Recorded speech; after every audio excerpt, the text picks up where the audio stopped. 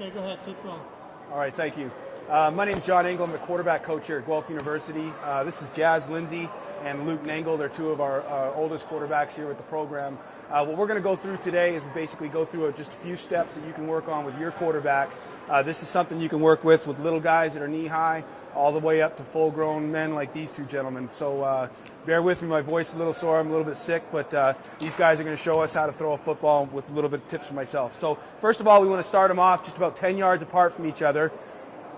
And what we call this progression is we call this lining out your throwing mechanics. Lining out your throwing mechanics.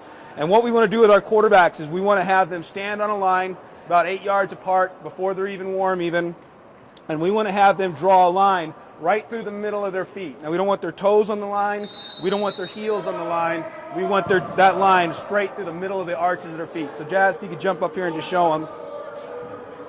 And every time they throw, they're going to start perpendicular from their target. So their throwing side shoulder is going to face their target. If they're a lefty, that's obviously their right arm. Okay, so both of these gentlemen are righties, thank God. So they're going to start with their left shoulder facing their target. Okay, first thing we're going to teach is we're going to teach hand position on the ball. In the grip, nothing below these middle knuckles is going to be touching the football. So nothing from this knuckle back is touching the football. But we want grip pressure from this knuckle, from the second knuckle, all the way down to our fingertips, and that's how they want to hold the football. First step in the progression. Ball is going to be nice and high on the shelf. All of our young guys, the biggest problem they have is pushing the football. The easiest way to correct that is by having them hold the ball high on the shelf so that when they backload the ball, it comes straight up and not down and around. So first coaching point in this progression is ball is high on the shelf. Okay, that way when he takes the ball to the backload position, he's going to bring the ball back up and high with the point facing backwards. When he takes his left hand off the ball, this is one of the key factors of this progression. We want that left elbow to come down and tuck against his body. The way I learned it is like you've got a business card underneath that arm. And what that's going to do is that's going to set the left edge of his body. And this is just biomechanics. Okay, we've learned a lot of things about in different styles of teaching of jerking the arm through or pointing the finger open. We don't want to do that. We want to tuck that left arm, get that hand up like he's holding the pizza, and set that left edge of our body. And that's biomechanics. That's if you're throwing a shot put. That's baseball pitchers when they're tucking that glove when they throw. It's just biomechanics. Okay, so that's the first step. So we're just going to let them throw a couple. Okay, and they're going to show you the proper backload elbow tuck.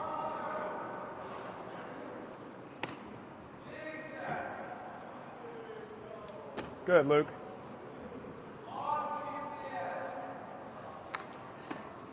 And this may not be natural, especially for a lot of those guys that they're used to pulling that arm open. But what you're going to see when we talk about weight transition and how this helps them to keep them from jerking their body open and opening up their hip too early. Okay, one more. Fantastic. Okay. Second part of this, okay? Luke, make sure that line's right through the middle of our feet. Very good. Second part of this is that now what we're going to do is we're going to start the transition forward, okay?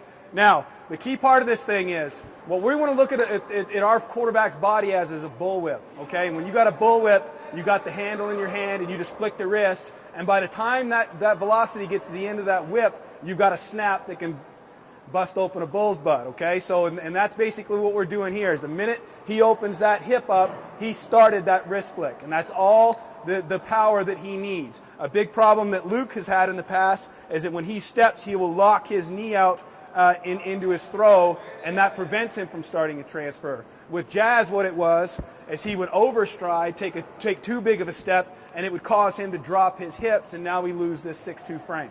So the big thing here is this first step, and that's why we've got him on the line. What we want to do with this first step is we just want to pick it up and put it down. And it's not a step. All it is a process by which we're just going to start that hip opened into our golf swing, into our baseball swing, into our throwing motion, okay? So this, again, it's just all about the hips. He's just picking that foot up and putting it down. So just take that step and go ahead and throw it, Luke. Good.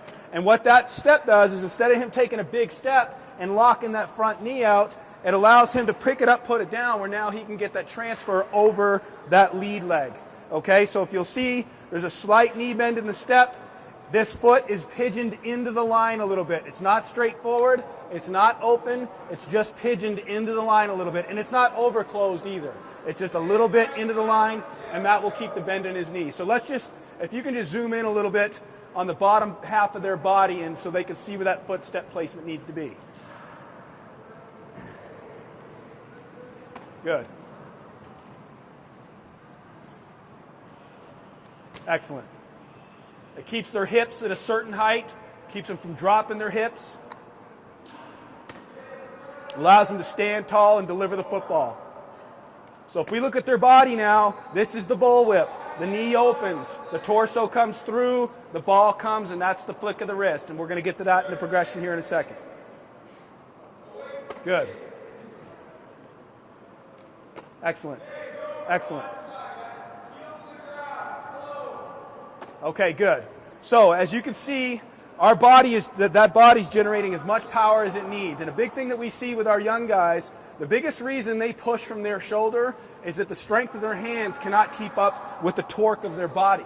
So all this stuff where they used to be jerking their body open, okay, and pulling their transfer through, all that's doing is it's preventing them from being able to hold on to the football. And that's why our younger guys whose hands aren't strong enough end up pushing the football, and why when they get older they start doing wrist curls and getting their arms stronger, they're able to throw over the top, okay? So the biggest thing about lining out these mechanics is just letting the body do the work and starting that momentum and those hips coming forward, okay? So now, with that being said, they've opened the hip, they've got slight knee bend, now they've got to bring the back hip through. And what I mean by the back hip is this is the lead hip that they're opening, and this is the back hip that needs to come through with the throwing motion. So Luke, if you can just show them a little bit about bringing that back hip through.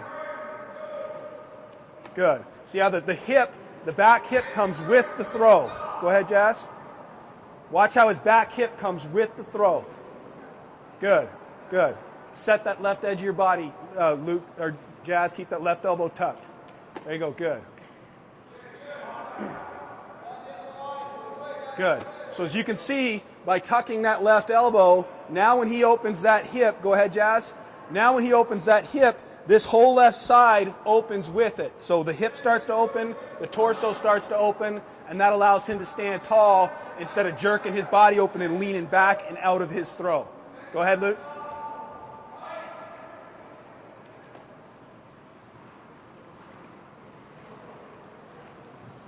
And Luke was the exact opposite. When he was locking his leg out, that was preventing him from getting any torque and pulling his torso open, and it was causing him to jerk the ball down into the ground. So him standing taller and throwing with a little bit of knee bend has really helped his strength and his accuracy. Excellent, Luke. Okay. So step one in the progression was ball high on the shelf, backloading the football. Step two in tucking the left arm. So now they've backloaded the football. They're in position to start the bullwhip. Step two was starting the bullwhip, was opening the hip and taking that step with knee bend, pigeoned into the line so that that back hip has strength when it comes through over this foot. Okay? Step three is the actual delivery of the ball. So now they've come back here, they've backloaded, they've opened, they've set that left edge of their body, and now when they come through, they want to come over the top. And what they want to do is they want to take their play side thumb and take it down to their opposite hip. That's called pronating the wrist, where they snap that through and come over the top and snap the ball down. And what that'll do is by snapping that down, it takes the tip of the football and pushes it down at their target. Go ahead, Luke. Lots of grip pressure in the bottom of those knuckles, and snap that wrist through. Excellent. Good. Watch your foot placement on the line, Luke. Make sure we're not over opening. And every time they throw, they want to look down at that lead foot. Make sure that they've lined out their mechanics. Very good, Luke.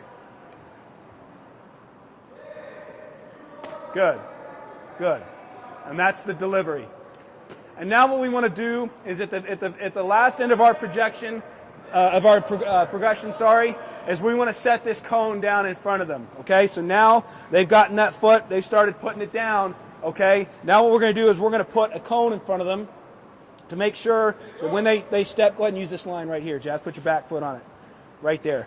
Now we want to set this right here, and that's going to keep them from stepping past the cone underneath and making sure that when they throw, all of their steps and their feet are inside of their cylinder. Go ahead, Jazz. Good. Just push that back, yep. Good. Good.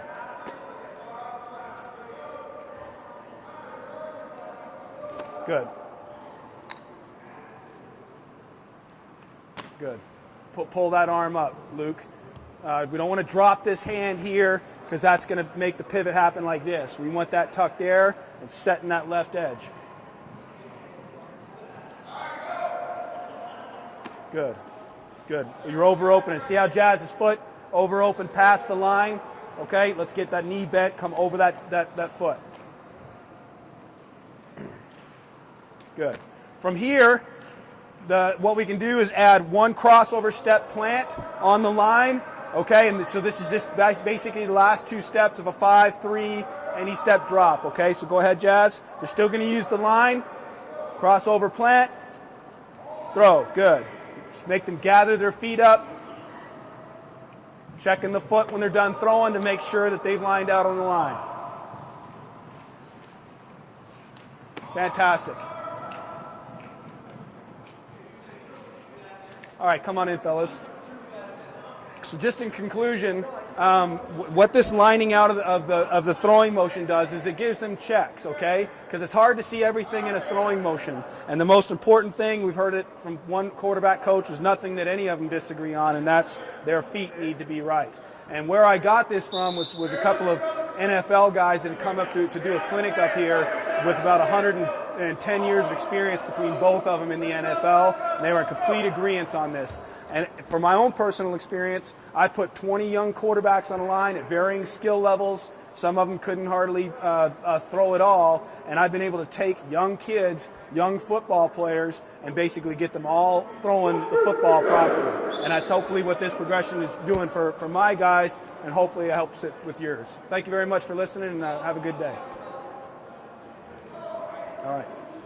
All right, that's it. Let's get warm. All right.